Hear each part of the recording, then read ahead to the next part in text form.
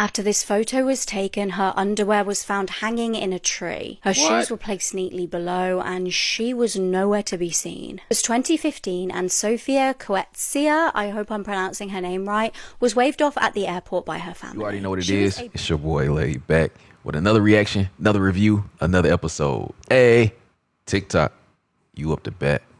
Wow. Bitch, I'm drowning up in it. Most of you niggas is lazy. Half of you niggas fugazi. Yeah, I be spitting that crack shit, cause I was born in that. It's your boy Laid Back. Welcome back to my channel. Hey, two things we gotta do. You gotta hit that subscribe button. I'm drinking this water. You already know what it is, man. Think rich in 2026. Think rich in 2026. Make sure you hit the like button.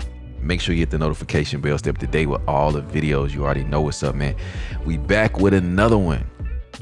We got some true crime stuff going on, man, so this probably gonna be crazy, but let me tell you about this, man. You gotta follow my TikTok. It's we have a good time over there. It's just a good time, so I'm gonna just put it, just make sure you tap in. But you make it to the end of this one, you a real one for real, man. Hey, let's go ahead and get into it. Fire Squad, what's poppin'? Let's get it. Before we get back into the video, I want to tell you guys a quick and easy way that you can make money just by playing games on your phone. Free Cash is a program that helps games and apps to find new users. So how it works is the companies get paid just from you playing the games. But where Free Cash comes in is they take some of that money and they reroute it to you. Now, this is not a get rich quick scheme. You actually have to play the games to actually get the money. So you can either hit the link in my description or you can use a QR code on the screen. Super easy to sign up. All you need is an email and a password.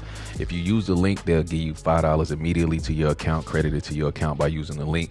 And it's super easy to withdraw. You can either withdraw through Bitcoin, PayPal, or bank transfer. Super easy. Most people is making like $10 to $20 a day. But if you got some time, you can really lock in. You can see that this game right here is paying $1,020 just to complete it. So it's games out there where you can make some money for real, but you got to lock in and put the time in though.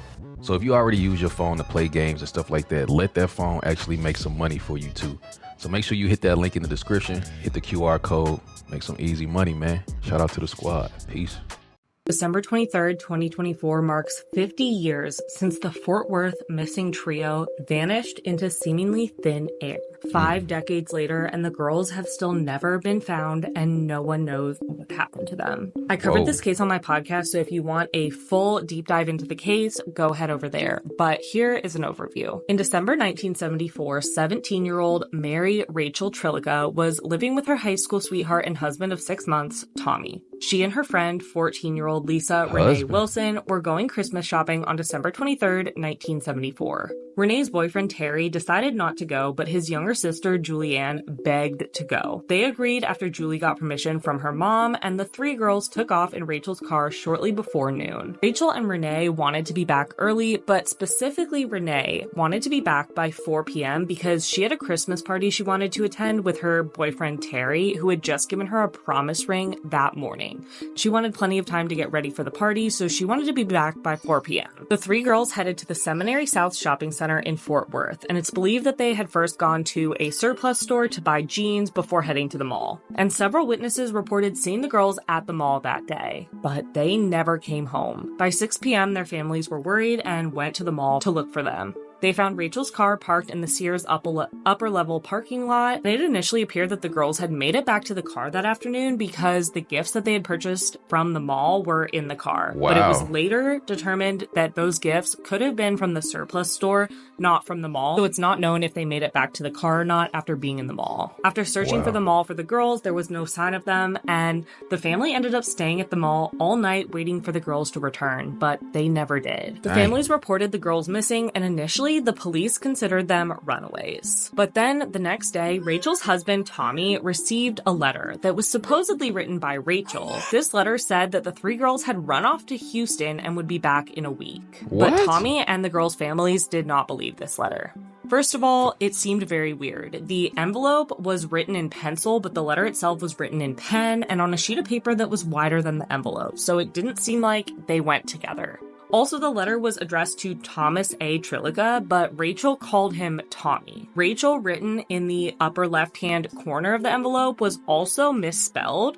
It appeared to initially be spelled wrong and then written over to correct it. The postmark did not contain a city, only a blurred zip code that matched either Eliasville or Weatherford, Texas. And the families are sure that Rachel did not write this letter. Investigators were able to retrieve DNA from the letter, but no match has ever been found. Ever? The girls remained missing and their case went cold, and they became infamously known as the Fort Worth Missing Trio. Despite some people believing that they did run away like the letter said, the families are sure that was not the case. Renee wanted to be back for that party and was excited with Terry having given her that promise ring. Rachel had only been married 6 months and was very happy with her husband. And 9-year-old Julie was excited for Christmas 2 days later. Crazy. Why would she just leave? Crazy. Additionally, their car was found in the parking lot, so how would they have gotten anywhere? With no movement in the police investigation, the families hired a private detective named John Swaim. In August 1975, Swaim discovered that a 28-year-old man who had worked for a local store where Rachel had applied for a job before her disappearance was making a string of obscene phone calls to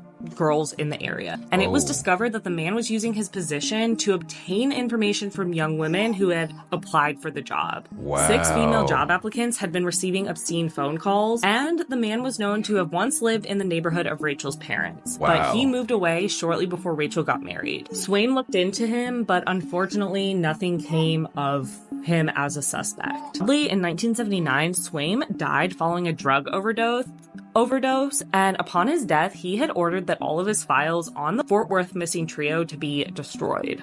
Over the years, tips came in about the girls, and several searches were done for them, leads were followed up, but they were never found, and nobody knows what happened to them. In the most recent development in the case in 2018, 2 cars were raised from Benbrook Lake because they thought to have connection to the case, but this yielded no results. Terry Mosley, Julie's brother and Renee's boyfriend, and Rusty Arnold, Rachel's brother, have been searching for them for their entire lives. Today marks 50 years since Rachel, Renee, and Julie went missing, and their families still don't have answers. Renee and Julie's parents have passed away, but Rachel's parents are still alive. The girls would be in their 60s now, and it is believed that they may no longer be alive, but you never know, and one day there could be answers. This is one of the most baffling disappearance cases because they truly just vanished into thin air. Somebody must have taken them, lured them into their car or something, but it is so bizarre that nobody has ever seen or heard from them. And that letter is just so weird. Somebody was clearly trying to throw off the investigation. But I truly hope that one day there will be answers. Maybe the DNA from that letter will have a match or something, because these families deserve to know what happened to these 3 girls. How did the DNA not come back with a match? How?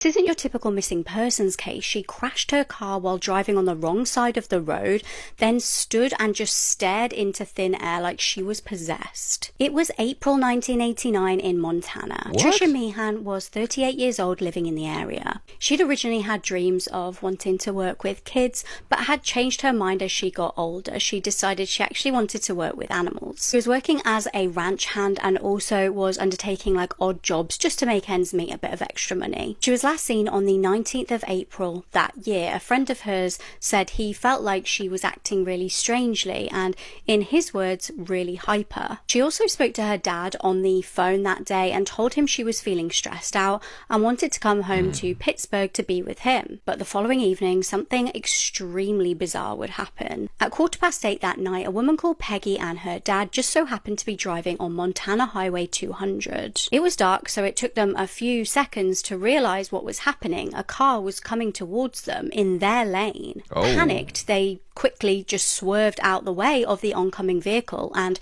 were obviously relieved for a few seconds when they realized they just avoided a head-on collision. However, just seconds later, they heard a smash. They saw the same car that was just about to go into them had gone into the vehicle behind them. This car just so happened to be being driven by an off-duty police officer called Carol Heights. Thankfully, both women in both cars appeared to be relatively uninjured. They managed to exit their cars, but what happened next was so bizarre. Carol witnessed a blonde woman, presumably Patricia, get out of the other car and just slowly walk towards her. Instead of doing what you would normally expect in that situation, you know, walking up and asking if she was okay or seeming concerned or upset in some way, she just stared straight at her. Was she Carol high? said it was like she looked straight through her. It was very unnerving. The officer noted how bizarre the interaction was. She didn't speak or do anything other than stare, and then a few moments later, she decided to just walk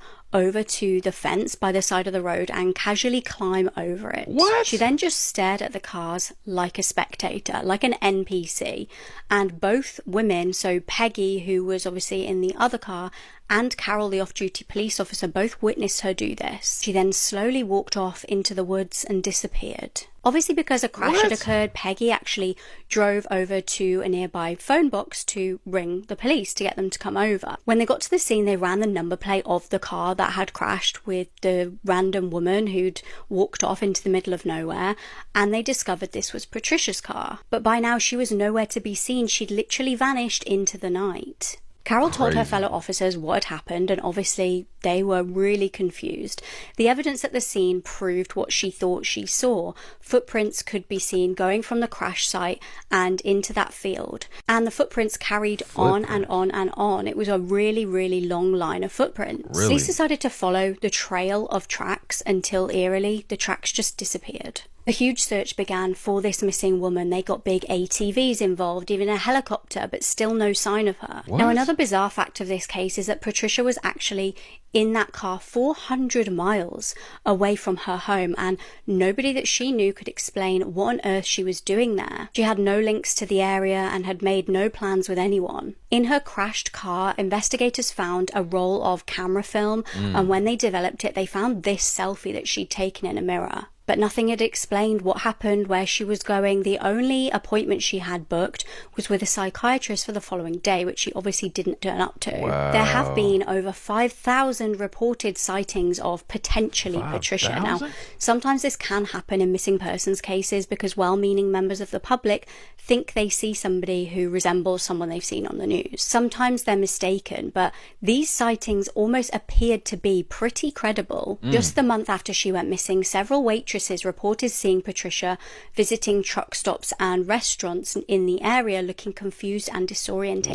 Wow. Some said they saw her talking to herself. So what do you think? Did Patricia hit her head? Was she experiencing psychosis? Why was she stressed? Why did she want to go back to her dad's house? What was she doing 400 miles away from her home? I'd love to hear your theories on what happened to her and where she is now. This man woke up one day and decided to leave forever. Ryan Chambers and his best friend took a spiritual trip to India, right? June 2005. About 2 months in. 2 months in? 2 months in, yeah. So they're here for a while. Around that time, his best friend noticed like he wasn't really sleeping. And just something was off, right? One early morning in August, Ryan was seen leaving his place in India with nothing but his shorts on. He left all his belongings at the place. And he also left a note with his belongings that said, quote, "If I'm gone, don't worry, I'm not dead. I'm freeing minds. But first, I have to free mine." But he left and was never seen again. What? To this day, never found no trace of him. They did like searches for him and eventually just pronounced him dead. If he's on a spiritual trip, my first thing, drugs. Something. Again, it's like, doesn't he turn up at some point? At some Yeah, point, like right. he's either... So you're saying maybe foul play was involved? I think about like what was his intent, like the irony of him leaving to leave the note saying "I'm not dead" specifically. Like, that's the weird part too. Is like it's almost like like something might have happened. Like had something just happened and he just turns up missing, then it's one thing. But it's like he left specifically saying "I'm not dead." He either one predicted his death or two, I don't know, maybe he's still out there or something. This man disappeared on camera. Crazy. On the night of September 23rd, 2016, Corey McKeague went out with a few of his buddies from his posting at the Air Force. This was a night of getting sloshed for these guys. Corey had driven there and was pre-gaming in his car, and he actually ended up getting kicked out of their final destination just 30 minutes into being there. Dang. He went to a fast food place and got 2 burgers and a kebab between 1:15 and 1:30. CCTV footage showed him falling asleep in a doorway, but then he got up and kept walking. At 3:08 a.m., he texted a friend. This is the last time Corey was ever seen.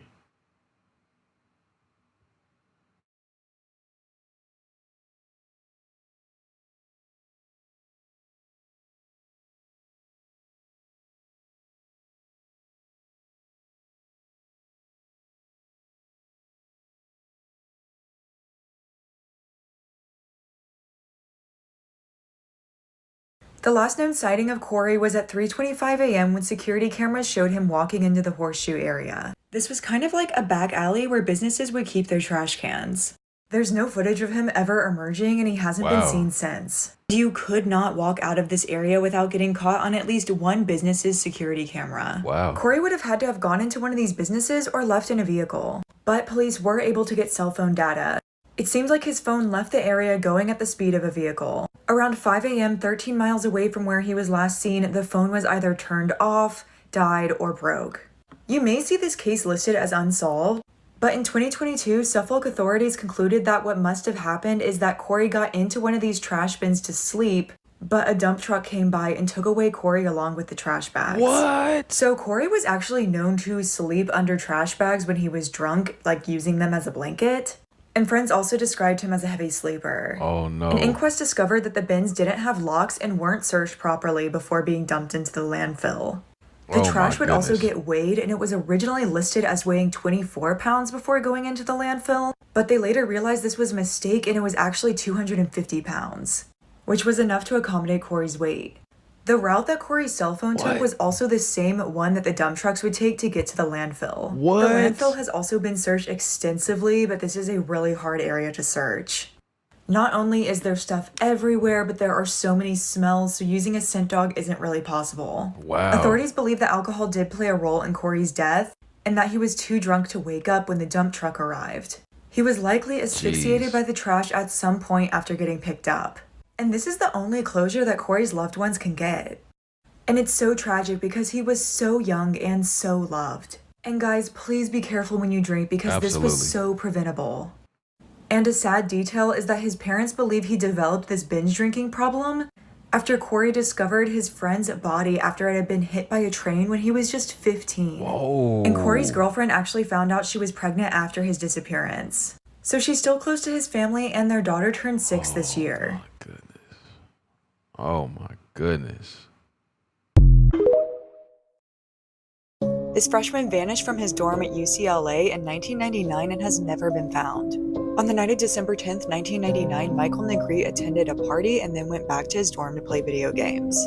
The last confirmed sighting is at 4 a.m. because he was playing against somebody who was actually on the same floor as him, so when the game ended, he walked down the hall to congratulate his friend. Then he was seen walking back to his dorm room. His roommate woke up at 9 to find Michael missing. Michael had seemingly abandoned all of his belongings. His ID, wallet, keys, and even all of his shoes were still in his dorm room. Wow. There's one unsubstantiated sighting of Michael leaving the building around 4:35. Tracking dogs were used and they traced his scent going from the building in a zigzag pattern down to the bus stop before it disappeared. But it's officially unknown if this freshman left on his own accord. Witnesses would later say that around 4 to 4:30 a.m. on the night that Michael vanished, a strange older man was seen lurking through the halls. This man was older than college age and no one can identify him. Michael was a well-liked kid with no enemies, no known mental health issues or substance issues. So it's really a mystery what happened, and anyone with information should reach out to the police department. This stuff is crazy, bro. This man was driving home from college for Christmas break and then all of a sudden, boom, completely vanished into thin air, never to be seen again. This is the case of Jason Landry. Quick disclaimer that I'm just a girl, I'm not a lawyer, and all this information is publicly available. This is also an active and unsolved case, so all of this information is alleged. Jason Landry was a 21-year-old college student at Texas State University in San Marcos, Texas. He was smart, funny, creative, and compassionate. He loved music, gaming, hanging out with friends, and was looking forward to seeing his family for this Christmas break. He was excited to go home to Missouri City, Texas, and spend time with his family for the holidays. On December 13th, 2020, he left his apartment late at night around 10:55 p.m., planning to make the 2.5-hour drive home. But he never made it. Somewhere outside of the small town of Lulling, his car, which was a gray Nissan Altima, was found the next morning, crashed, abandoned on a rural gravel road called Salt Flat Road. And right away, the crash looked strange. The car had hit a tree and a fence, but it was still running, the lights were still on, the keys were still in the ignition, and all of Jason's belongings were still inside the car. Wow. But no sign of Jason. And what police and searchers found the next day only deepened the mystery. Jason's wallet, backpack, toiletries, and even his gaming equipment were left in the car. All things that people would assume he was bringing home for break. And very eerily, pieces of his clothing like his shirt, shorts, and flip-flops were found outside of the car, scattered, almost like it was a trail. His scent was tracked by dogs for a short distance, but then it suddenly disappeared, as if he maybe got picked up by somebody, or if the scent trail just ended. Search efforts were massive. Within hours, Texas search and rescue, drones, helicopters, and canine units combed the surrounding areas. And over the following weeks, hundreds of volunteers scoured fields, creeks, and brush, but no sign of Jason was ever found. Even the FBI and the Texas Attorney General's Cold Case and Missing Persons Unit later reviewed the evidence, bringing in accident reconstruction experts, digital forensic teams, and behavioral analysts to take a look at the case. Everyone and their mother was searching for Jason. The entire community came together and every resource possible was trying to find him. Like I said at the beginning, this is an unsolved case, so this only leaves us to theorize. What could have happened? There are a few main theories that are circulating online, so I wanted to touch on them and let me know which one you believe. The first theory is that Jason crashed, then got disoriented and wandered off into the night. Temperatures were near freezing because it was the middle of winter on the night of the crash. And with colder temperatures, Jason may have experienced hypothermia. Hypothermia can cause confusion and even cause the bizarre behavior of removing clothes called paradoxical undressing. This could explain why there was a trail of clothes leading away from the car. But if that's true, where did he go? Clothed or unclothed, Jason's never been found. The second theory is that Jason was picked up. Remember that his scent trail ended suddenly, which could mean that someone stopped and gave him a ride. Whether that someone was trying to help him or that someone had darker and ulterior motives, we just don't know.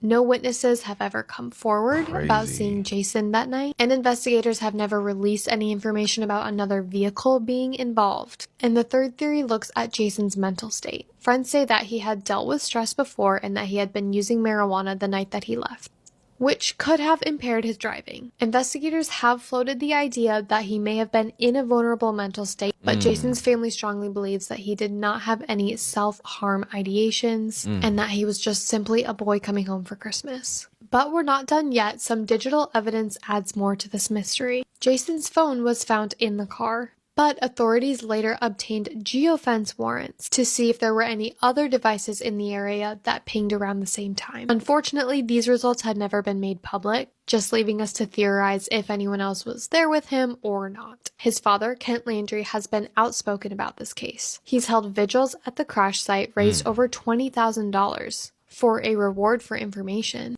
and keeps pushing investigators to not give up on his son's case. He said that Jason's disappearance feels like, quote, falling into a black hole, and the lack of answers only makes it worse for his family. As of today, Jason Landry has never been found. His disappearance remains an active missing persons case, and police say that they will continue to follow credible leads. Jason's story is so haunting. He's a college student heading home for Christmas break and then all of a sudden vanishes. He has his whole life ahead of him, and then boom, where did he go? No remains, no suspects, no clear evidence of what happened. His case is truly a reminder of how fragile life can be. That is everything I have on this case. Let me know which theory you believe the most in the comments. I'm really interested to see what you guys have to say about it. If you have other theories, I would love to hear those as well. I post true crime videos, so if you like this type of content, follow so you don't miss my next video. And please stay safe out there because you never know what's right around the corner. There's a real case where a boy ran behind a school locker and vanished in front of witnesses. It happened during recess at an elementary school in the early 2000s. A group of kids were playing tag in the hallway while teachers were nearby. One of the kids got tagged and sprinted toward a row of lockers. Everyone watched him turn the corner behind them. And that's where the problem starts, because he never came out the other side. At first, the kids laughed, thinking he was hiding. Then a teacher checked behind the lockers. Nothing. No doors, no vents, no crawl space.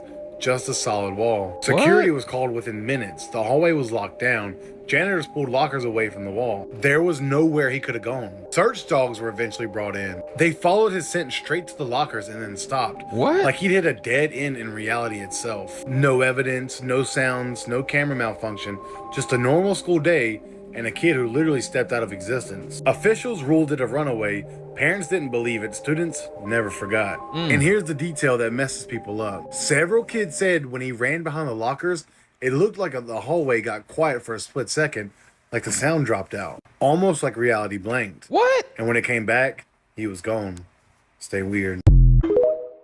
Whoa, that's crazy.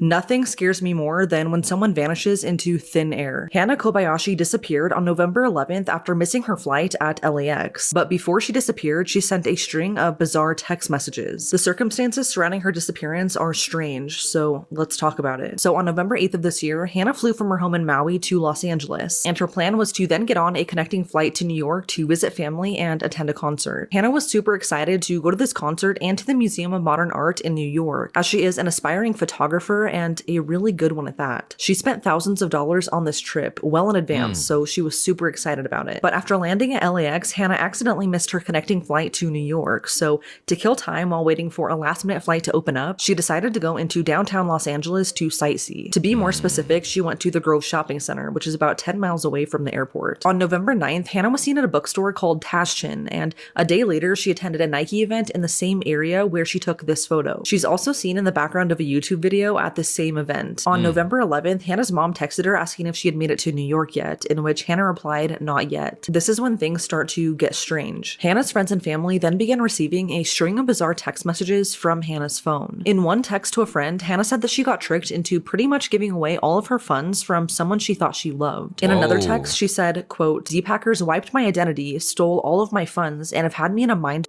since Friday." End quote. The last time anyone heard from Hannah was this final text. She said she had a spiritual awakening, was charging her phone, and then heading back to the airport to go to New York. She said she might need some help getting there, and then it's a long story, but she told her family that she was scared. After this, Hannah vanished, and no one has heard from her since. Her phone soon went dead, but what's odd is that her family and friends say that these last texts don't really sound like her. She was reportedly calling them hun and babe, which is something that she doesn't really ever say. Her final post on Instagram was the same day, and it was a photo she took at the Nike event the day prior. After a while of not hearing from Hannah and the odd text messages coming from her phone, her family reported her missing to the Los Angeles Police Department. During the investigation, police found that Hannah's phone last pinged at 4 p.m. on November 11th at LAX, which is the day she was sending those weird texts. But after this, her phone went dead. Adding to the mystery is the fact that before she disappeared, Hannah sent money via Venmo to two separate people who her family does not recognize. Recently, surveillance footage has emerged that shows Hannah the night she went missing, but it only brings more questions than answers. On the evening of November 11th, well after her phone died, Hannah was seen on security footage near the Crypto Arena, which is about 20 miles from the airport. Her family says that from that footage, it's clear that she wasn't in good condition. Hannah was then seen later that same night on security footage at the Hawthorne Lenox light rail station. She was not alone this time though. She was with an unknown man, and according to her family, she looked really tired and disassociated. It's not clear what happened to Hannah after this, and it's like she vanished into thin air, but her family believes that she has been abducted. The FBI is now involved in this case, and there have been multiple searches for Hannah, but she is still missing. Authorities are in the process of getting any extra security footage that they can find, as well as her phone records and bank statements. They're also trying to access all of her social media accounts to see if that can provide any clues into what happened to her. One thing that's important to note is that Hannah's ex-boyfriend was also traveling on that same flight from Maui to Los Angeles. They didn't sit together or even speak on the flight though, but he went because they'd already booked this trip prior to breaking up. He has reportedly been cooperative with authorities and Hannah's family, and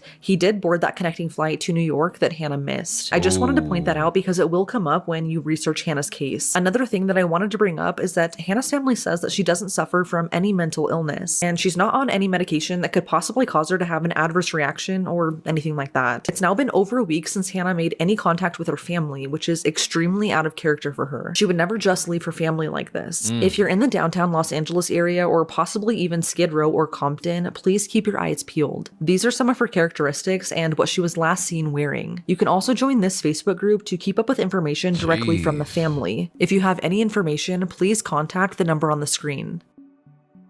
Wow, this is some crazy stuff, man. Crazy. Imagine being on the phone with your son and hearing the exact moment he disappeared forever. That's what happened to the parents of Brandon Swanson, who mysteriously vanished in 2008.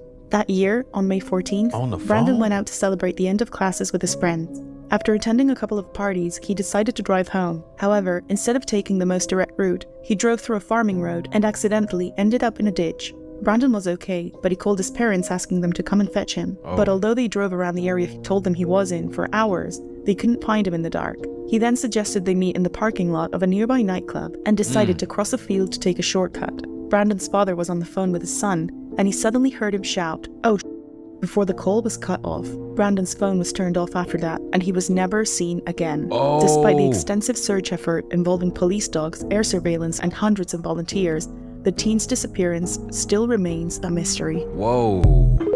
You talking about traumatizing? What missing persons case still keeps you up at night? I always think about the disappearance of Bryce Borka and how it's possible to completely vanish after FaceTime with your friends. This is Bryce Borka. He was 23 years old when he went missing on October 30th, 2022 out of Eagan, Minnesota. His last known location was Fort Snelling State Park near the railroad tracks at the end of Yankee Doodle Road in Eagan. That night, he and his friends were celebrating Halloween and were out drinking on a party bus. After a while, they decided to wrap it up for the night, so Bryce and his two friends called a Lyft and were dropped off in the 3200 block of Hill Ridge Drive in Eagan at 2:08 a.m. According to the Lyft driver, Bryce was extremely intoxicated and even tried getting out of the car while it was still moving. Wow. Nonetheless, after they were dropped off, Bryce told his friends that he was going to walk back to his apartment, which was located at 3435 Promenade Ave, which was only about 2 miles away and should have only taken roughly 40 minutes to walk to. But 2 miles? You walking 2 miles and you drunk? Come on, bro. 40-something minutes while you drunk? Come on.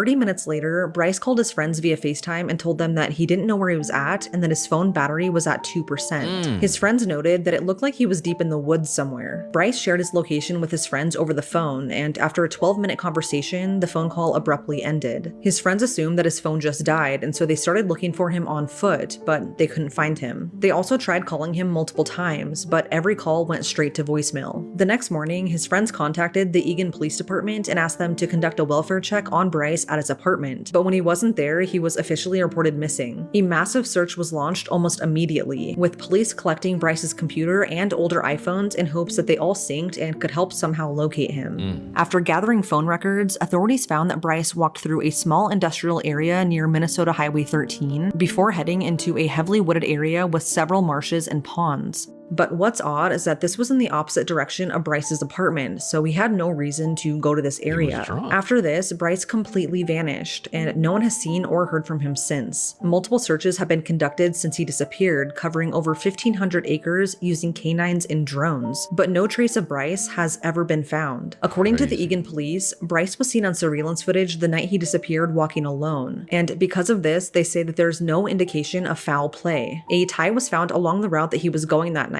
which possibly belongs to him. But as of right now, authorities can't confirm that. The heavily wooded area where Bryce's phone last pinged is somewhat near the Minnesota River, so there is a possibility that he fell in. But at this point, you would think that something would have been found by now. It's cases like this that truly scare me. How you can be here 1 minute and gone the next is terrifying. If you have any information about the disappearance of Bryce Borka, please contact the Eagan Police Department at 651-675-5700.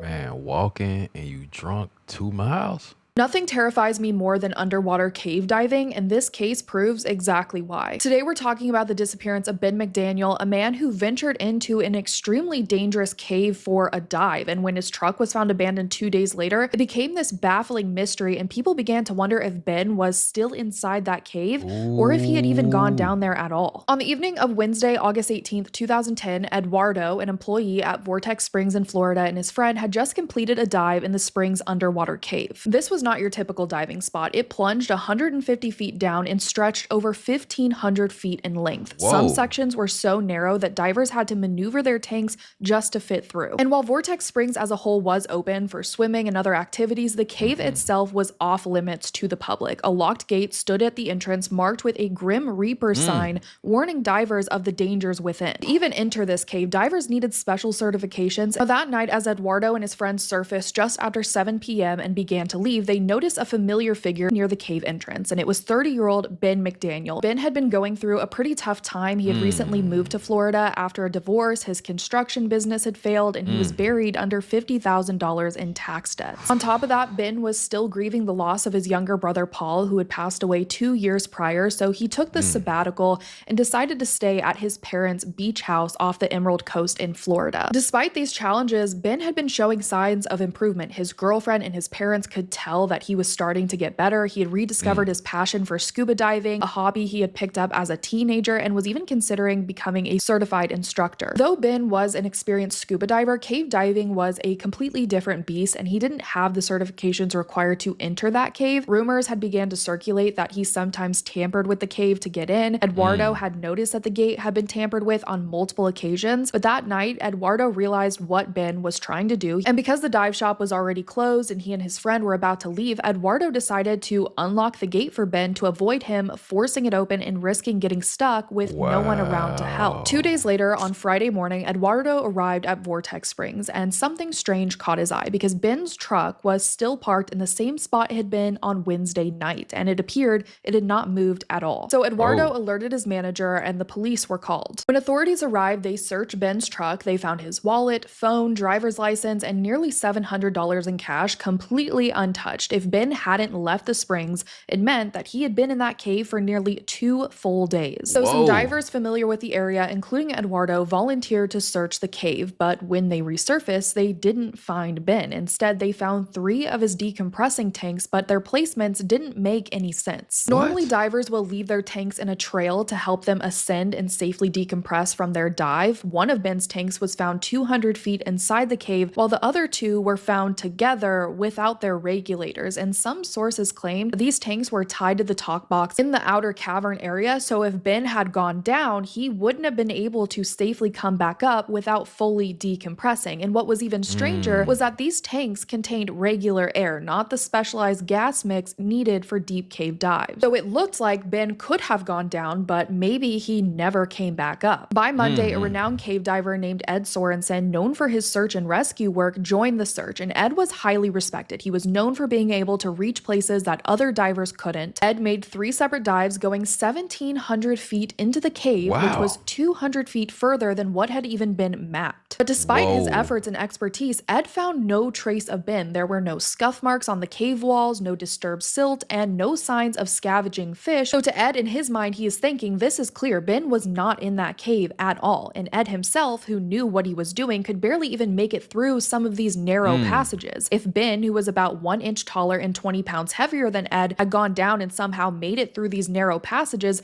there would have been some kind of mark on the walls or ceiling, and there just wasn't. Ben's family was determined, and eventually a remote-operated underwater vehicle was brought in to assist with the search, but it could only go as far as the human divers had already gone, and still there was no sign of Ben in this cave. Since the cave was only mapped at 1,500 feet and Ed had gone 1,700 feet, Ben's family hired Steve Keen, who had originally mapped the cave in 2003, and after 7 dives, Steve found nothing. He said that if Ben was still in the cave, he didn't know where he could be. Over the course of 36 days, 16 experienced divers scoured the cave and surrounding areas. Helicopters and cadaver dogs were brought in, but no trace of Ben was ever found. There's some sources that say that cadaver dogs did make a hit on the water, but even then, water tests showed no signs of decomposing bacteria, which kind of supported the theory that Ben wasn't in the cave. At that point, many divers, including the owner of Vortex Springs, began to suggest that perhaps Ben had staged his own disappearance to escape his financial troubles and start over with a new identity. Ben would never abandon his loved ones, especially after seeing how devastated they were by his brother Paul's death. And on top of that, Ben left behind his dog Spooner, which seemed completely out of character. Spooner was in that beach house for 2 days before it was even known that Ben was missing. At one point, Eduardo and his friend were given polygraph tests, which they did pass, and Eduardo was very forthcoming with any information. He told authorities, he told everyone that he was the one who unlocked the gate for Ben. He made sure they knew everything possible to help find him. Police looked through Ben's bank and phone records for any indication of something being off, but again, there was nothing. But Ben's family didn't give up. They even offered a $10,000 reward. This reward kind of upset some people in the diving community because there was a possibility that someone could see the reward, have no training or not enough training, try to venture down to find Ben for the cash and get hurt or possibly die. It even caught the attention of Jill Heinerth, one of the top female cave divers in the world. She would eventually make a documentary about this called Ben's Vortex, but she explained to Ben's family the dangers of offering this reward and went down to the cave to film herself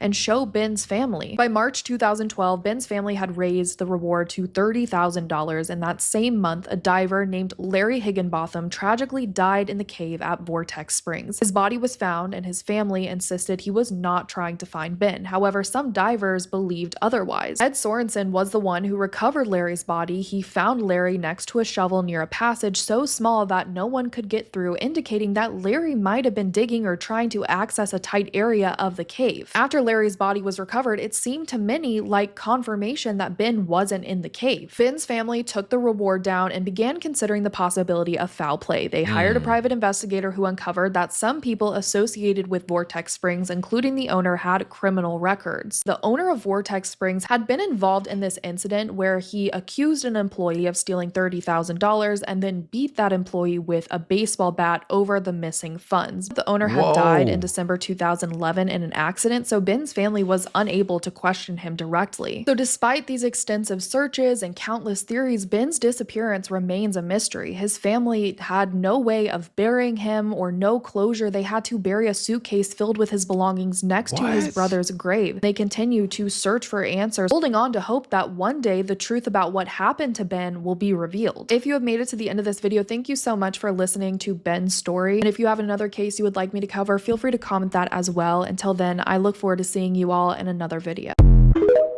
That is crazy. Every once in a while, when I'm trying to go to sleep, my brain makes me think of the creepiest unsolved murders and disappearances, and usually it's always this one. On June 11, 2005, Todd Geib seemingly vanished into thin air from an all-night keg party, but 22 days later, his body was found standing upright in a private lake that had already been previously searched. Police say that he must have just drowned, but no water was found in his lungs, and evidence suggests that he had only been dead for a few days before being found. This is one of those cases where it feels like something really sinister happened, yet police refuse to fully investigate. I've talked about this case on here a few times, so you might be sick of hearing about it from me, but it's constantly on my mind because his mom deserves answers. So let's talk about it. This is Todd Geib. He was 22 years old when he mysteriously disappeared and died in 2005. At around 9:30 p.m. on June 11th, 2005, Todd and his friends left a restaurant to go to an all-night keg party that was being held in an apple orchard in Casnovia, Michigan. As the night went on, things started to get really rowdy. So Todd decided to leave the party at 12:45 a.m. and walk back to his apartment, which was only about a mile and a half away. Doing so, he called his friend to tell him that he was on his way back home. Over the next 10 minutes, Todd made a series of bizarre phone calls. At one point, he called a friend and said, quote, "I'm in a field," end quote, before the call ended. But to get back to his apartment, he shouldn't have been anywhere close to a field. The friend called back and Todd picked up, but all they could hear was what sounded like heavy breathing, and then the call cut out. No other calls went through after this, and his phone was never used again. This was the last time anyone ever heard from Todd. He was soon reported missing, and an extensive search was launched involving more than 1,500 volunteers and police officers. Authorities even searched by air, combing through the orchard and everything around it, including the stretch of road that he would have taken to get home. Authorities brought in bloodhounds, which tracked Todd's scent up until the start of the road that he would have taken to get home, but it ended there. It seemed like Todd vanished into thin air. But 22 days later, his body was found in a private lake just 2 miles from his home, right in the middle of an area that had already been thoroughly searched. But what was really odd was the way Todd's body was found. His body was found standing upright in the water with his head and shoulders above the surface. Nothing was weighing him down, and he had no external injuries. His remains only had very little decomposition, and his clothing appeared to be completely clean of debris, sand, and algae. He also didn't have any insects in or on his body, which is unusual if somebody was actually in the water for 21 days. A group of former NYPD detectives named Kevin Gannon, Anthony Duarte, and Michael Donovan, and Todd's mom had an independent investigation conducted. And from that, they learned that while Todd had been missing for 3 weeks, he had actually only been dead for 2 to 5 days before being found. The autopsy report also showed no water in Todd's lungs at all. Kevin, Anthony, and Michael believe that Todd was abducted, held on land for a period of time, murdered, and then placed in the water after death shortly before being found. Adding to the mystery of this case is the fact that on top of alcohol being found in his system, he also showed traces of these two antidepressants, but oddly enough, he was never prescribed those. The pharmacist working on this case stated that those two pills would normally never be given together because if they were, it would likely cause confusion and hallucinations. They agreed that both the pills and the alcohol found in his system would have left him incapacitated and definitely unable to get to the lake by himself. Despite all of this evidence, the Michigan State Police ultimately ruled Todd's cause of death as undetermined drowning. They believe that Todd left the party intoxicated and just accidentally drowned in the lake despite no water being found in his lungs. But Todd's mom and Kevin, Anthony, and Michael do not believe this. So the former NYPD detective started working with a forensic biologist that decided to test if Todd was actually in the lake for 3 weeks, like police say. Together they placed pig carcasses, which are reportedly very similar to human bodies in terms of decomposition, into a pond for 3 weeks dressed in clothing that resembled Todd's outfit. The carcasses collected aquatic insects within the first day, and by day 3, the insects had laid eggs. By day 21, the carcasses completely collapsed from the insect activity, and the clothes were covered in algae. This test proved that it's extremely unlikely that Todd's body was in the lake for those 22 days. So they gave all of this information to the Michigan State Police in hopes they would reopen and reinvestigate the case, but nothing has ever come of it. Kevin, Anthony, and Michael believe that Todd is a possible victim of the smiley face killers. The smiley face killer is a theory, emphasis on theory, of an alleged network of serial killers that targets college-age men and dumps their bodies in nearby waterways. They then leave graffiti smiley faces at the death sites. This is really controversial, but I figured I'd add this in because multiple people came forward and stated that they saw smiley face spray painted on a tree near where Todd's body was found. A card with a smiley face on it was also found on his grave. Todd's own mom even believes that he could be a possible victim of the smiley face killers. But the Michigan State Police refused to look deeper into this case. So as of today, Todd's case sits closed with an outcome that doesn't seem likely. Todd's mom, Kathy, has tirelessly fought for the Michigan State Police to reopen her son's case and to properly reinvestigate. But so far, it seems like this case is just not being taken seriously. A few years ago, I had the pleasure of talking with her, and with her blessing, I created this petition to hopefully get the case reopened. It would mean the world to me if you could sign it, or at the very least, share it and his story. But it's now been 20 years, and whatever happened to Todd that night in the orchard remains a mystery. 20 years? He ain't even had water in his... They went missing together, but weren't found together. Doing one unsolved case for each of the 50 states, and let's get into the Alabama 6. On May 8th, 1999, the 6 friends left Hideaway Club in Opp, Alabama. It was 3 a.m. and the bouncer noticed that Lamar seemed like he was about to drive drunk and had him switch with one of the women. With a more sober person behind the wheel, the crew left but never made it home. Several months later, their car was fished out of the nearby Pea River. Police recovered the bodies of Valerie McCoy, Eula Lee, Angela Young, Tamara Ward, and Lamar Stackhouse, and James Anthony Reynolds was never found. Police believe the friends were driving and then somehow missed the curve before this bridge and went into the water. When the car became submerged, its occupants were trapped inside. If James was somehow pulled outside the car, searches did not recover his body in or around the water. This happened in a fairly isolated area, so if foul play happened, there likely wouldn't be any witnesses. Was James in the car at all, or did he leave at some point before it went into the water? But if he's alive, that still doesn't make sense as to why he hasn't been found. The case of the 5 mysterious deaths and missing 6th friend is still unsolved. I'll be covering unsolved cases that happened in each of the 50 states as time goes on, and if you have a case request, please comment it below. Follow my account so you don't miss it. This is some wild stuff going on, man. After this photo was taken, her underwear was found hanging in a tree. Her shoes were placed neatly below, and she was nowhere to be seen. It was 2015, and Sophia Coetzee, I hope I'm pronouncing her name right, was waved off at the airport by her family. She was a beautiful 21-year-old medical student and absolutely loved an adventure. She could not have been more excited to head to Kampala for an 8-week internship at a hospital. She just deeply cared about people and wanted to make a difference in the world. Now, her family were really happy for her, obviously, but they couldn't wait to welcome her back. They wanted her home safe. And they'd planned for the November for her to have a big welcome home party. But that party would never happen. On the 28th of October, Sophia and 3 friends arrived in Murchison Falls National Park. It was around 6 p.m. that they arrived at their accommodation for the night, and it had been quite a big trip actually. So Sophia was like, guys, I'm going to go and find some water and I'm going to find a toilet and I'll be right back.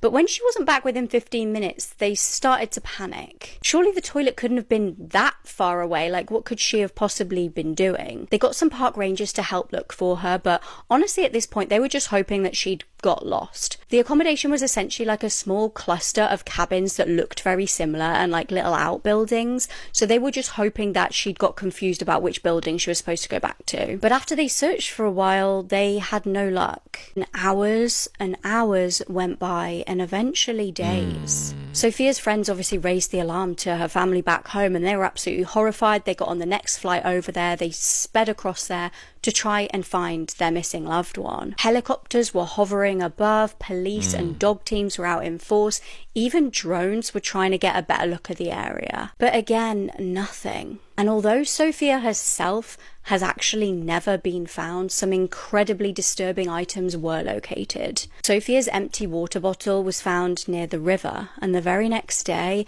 pieces of her underwear were found draped high up in a tree. Whoa. Underneath that tree were her clean, dry shoes. And it's really tricky for, I guess, anybody to understand how and why those belongings got there. Some people say that early on the authorities were definitely trying to blame an animal for her disappearance, but I guess they would do that because they don't want to put tourists off visiting the area. Some people wonder if the police found the underwear somewhere else and then kind of placed it there, or did she fall victim to a killer who hung the items there to kind of confuse officials? Regardless, she has still not been found 10 years on, and her family is still living in a complete nightmare. Obviously, let me know your theories in the comments, because we still need to keep her name out there. We need to keep her case alive and demand answers.